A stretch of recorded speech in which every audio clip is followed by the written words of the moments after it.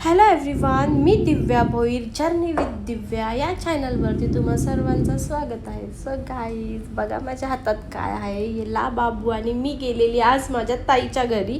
तर तिच्या बेडरूममध्ये हे 3 लाबाबू मला भेटले आणि हे 3 नव्हते, हे 6 होते. एवढे लाबाबू हिला काय करायच्यात. एक तर त्यांच्याबद्दल खूप नेगेटिव्ह वाईब्स होत्या.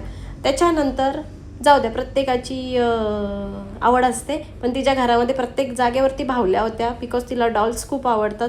जिथं बघावं तिथं तिने डॉल स्टोअर केलेल्या होत्या. आणि येताच इंटरेस्टला मला गणपती बाप्पाचं दर्शन झालं, तुम्ही बघितलंच असेल. मी आज माझ्या व्हिडिओमध्ये दाखवणार आहे ताईचा पूर्ण घर. तर ताई राहते दिव्याला आणि मी आलेली तिला भेटायला. तर जेव्हा तिला मी भेटायला आली ती नेहमीच बोलत होती, पूजा तू सगळ्यांच्या घरी जाते पण तू माझ्या घरी येत नाही, तू ये. तर शेवटी चला तो दिवस ठरवला ना, ताईला भेटायला गेली ना. ताई घरात एकटीच होती. तर बघा तुम्ही, ताई गेलती देवाला. तिला मी सारखी चिडवत होती, बरं तू निस्ती व्हिडिओमध्ये तुला यायचे ना, निस्ती मधीत येते बिचारी, तरी बी काहीच बोलली नाही. जाऊ दे, ताई आहे मोठी आहे, मी छोटी आहे, तर मी करते त्यांच्याशी मस्ती. तर गाईज बघा, हा ताईचा आहे घर. तिने घर एवढ्या भारी प्रकारे डेकोरेट केलेला ना, जिथे पण उभं राहू तिथे तुम्ही फोटो ना व्हिडिओ काढू शकता. मेकअप आर्टिस्टचा डोका आहे, मेकअप आर्टिस्ट आहे, तर ते डोक्यात तेच राहणार का या बॅकग्राऊंडला असं शूट होईल तसं शूट होईल, तेच डोक्यात चालत होता माझ्या.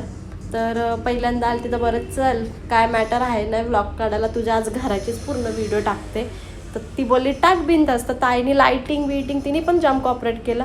तर ताईचा होता किचन दाखवते मी ताईचा. एवढा भारी किचन, माझा ड्रीम किचन आहे हा. सगळे पितळेचे डब्बे, पितळेचे टोपं, वाट्या, सगळा पारंपरिक पद्धतीने तिने सर्व मस्त सजवून ठेवलेला होता. बघा, चमच्यापासून ते कपांपासून सगळा तिने पितळाचा हे करून ठेवलेला.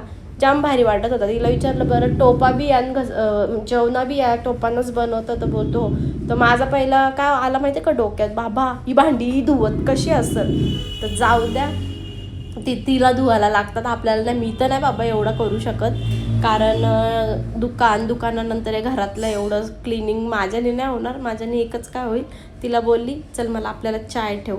मग तिने चाय वगैरे ठेवायला घेतली. बघा साखर केवढी टाकते. तिला बोलली बाबा बस कर, मी जास्त शुगरची चाय पित नाही, एवढी साखर टाकू नको, नाही तर मला व्हायची डायबिटीज, कारण सवय फिक्की चाय प्यायची. तर बिचारीशी मी जाम मस्ती करत होती, पण तिला काय राग येत नव्हता. कसा येईल राग, ताई आहे ना. त्याच्यानंतर मी बोलली चाललो मी, तुझी चाय होईपर्यंत मी चाललो वरती. वरचा बी सगळा घेता रेकॉर्ड करून. तर पहिलाच बघा तुम्ही, श्री राधाकृष्णाची किती मस्त फ्रेम तिने मोठी लावलेली. त्याच्यानंतर त्यांचा फॅमिलीचा फोटो त्या बी लावला आहे. त्याच्यासमोर तुम्ही बघा ताईचा ना दादाचा फोटो फ्रेम करून ठेवलेला मस्त एकदम. बेडरूम, हे तिचे बेडरूम्स होते. आणि त्याच्याच बाजूला जिना होता. मी जिन्यावरनं टॅरेसवरती नाही गेली, टॅरेसला मला जायला भीती वाटते.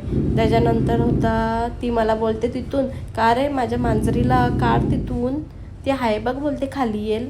पण मला भीती वाटत होती ॲक्च्युली तिला हे करायला, कारण कसं मांजर आहे आणि ओळखत नाही. तर ती घाबरलेली. तो पिल्लू होता, मला वाटला मोठी आहे, तर काहीतरी 6 मंथचाच होता.